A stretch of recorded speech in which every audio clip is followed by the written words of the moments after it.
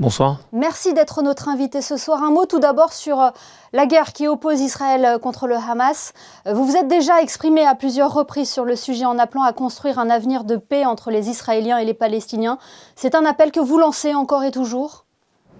Mais Israël est en train d'essayer d'abord de sauver ses otages, deuxièmement de se protéger son territoire, c'est le rôle d'un État, et puis de sauver les Palestiniens de Gaza de l'emprise maléfique du Hamas. Les Palestiniens de Gaza sont otages du Hamas qui les utilise comme bouclier humain, qui les utilise sans vergogne aucune et sans compter le prix du sang qu'il impose à son propre peuple. Donc là, il faut juste que, si j'entends de ci, de là les appels pour un cessez-le-feu, il suffit que le Hamas rende les otages et puis les choses pourront évidemment s'organiser. Et face à cette tragédie, à la hausse des actes antisémites en France, vous avez appelé aussi à protéger le vivre ensemble, à la solidarité. L'antisémitisme, c'est une des conséquences du 7 octobre et c'est mondial. C'est ça qui est terrifiant, c'est que c'est mondial. Comme si localement les gens expliquaient que s'il y a des problèmes par le monde, c'est forcément la faute des Juifs. C'est le rôle de bouc émissaire qui est insupportable quand on pense à l'augmentation des faits antisémites, mais également des faits antichrétiens en France. Par exemple, l'an passé, il y a eu 537 faits antichrétiens en France. Et le ministère de l'Intérieur, le Premier ministre, le président, le gouvernement ont mis en place une mécanique d'étude des faits antireligieux dans le pays. Et on sait qu'au moment maintenant pendant le Ramadan, les mosquées sont protégées. Pendant Pâques et Noël, les églises et les temples sont protégés. Pendant les fêtes juives, les synagogues sont protégées. C'est une situation qui n'est pas acceptable, que le fait de pratiquer son culte, sa foi, ce qui devrait rapprocher les uns et les autres, puisse servir de prétexte à quiconque pour faire du mal. Et c'est intolérable dans une république comme la nôtre. Raïm Corsia, revenons à la raison pour laquelle vous êtes ici en principauté. Vous êtes l'invité de la Monaco Méditerranée Foundation sur le thème Bible et écologie. Les deux sont étroitement liés ?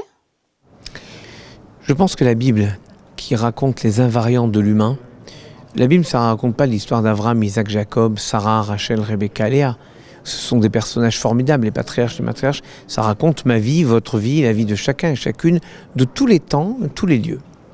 Et donc l'un des invariants de l'humain, c'est la protection de la nature. Donc on doit le retrouver dans la Bible. Et ce soir, le travail que je vais essayer de faire avec l'ensemble du public, c'est de retrouver dans la Bible les mécanismes de protection de l'environnement qu'on retrouve aujourd'hui comme si on découvrait, j'allais dire, le fil à couper le beurre.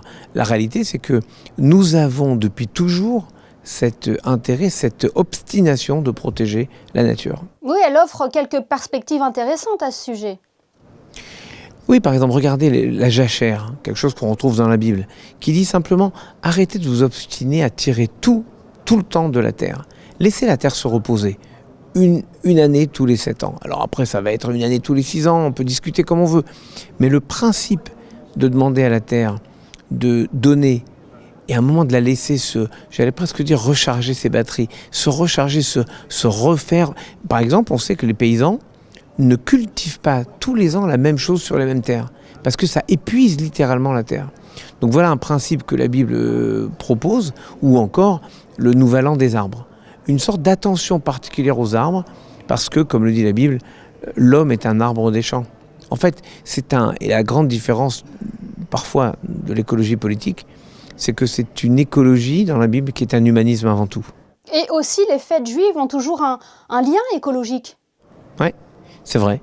Les fêtes juives sont toujours liées au semail, au moment où on plante, au moment où on récolte, au moment où on rassemble tout ce qu'on a récupéré, au moment où on plante les arbres fruitiers. Bref, les fêtes juives sont toujours liées aux saisons, je dirais presque au travail de la terre, comme si c'est en travaillant la terre qu'on arrive à retrouver un lien avec Dieu. Et l'homme serait né cultivateur. En tout cas, il espère. Et personne n'espère plus qu'un cultivateur. Parce que vous plantez, et vous devez espérer qu'il n'y ait pas de gel, qu'il pleuve ce qu'il faut, mais pas trop, qu'il y ait du soleil, mais pas trop. Et que dans cet équilibre entre le bien qui peut devenir mal, trop de soleil, c'est une catastrophe. Juste ce qu'il faut, c'est une bénédiction. Juste de l'eau, c'est une bénédiction. Trop d'eau, c'est une catastrophe. Un peu de frais, mais pas de gel. Bref, toute cette espérance construit un lien forcé, je dirais, avec Dieu si vous y croyez, ou avec la nature si vous espérez soit en l'homme, soit en Dieu. Et encore aujourd'hui, c'est l'un des grands défis planétaires qui nous concernent tous, cette protection de la planète. Oui, on le voit ici, je veux dire en Europe, dans l'Occident, mais il faut penser à ce qui se passe dans le Sud, la déforestation massive, l'augmentation de la zone désertique. Moi, j'allais souvent en Afrique quand j'étais dans les armées, on voit bien que le désert littéralement avance. Et je crois qu'on mesure les questions écologiques qu'à l'aune de nos petits désagréments locaux. Il faut les penser dans un grand ensemble qui s'appelle la planète. Donc c'est un ouvrage commun pour protéger la maison commune. Eh bien, merci beaucoup, Raïm Corsia, d'avoir été notre invité ce soir. On le rappelle que vous interveniez lors d'une conférence donnée par la Monaco Méditerranée Foundation. Merci beaucoup. Au revoir.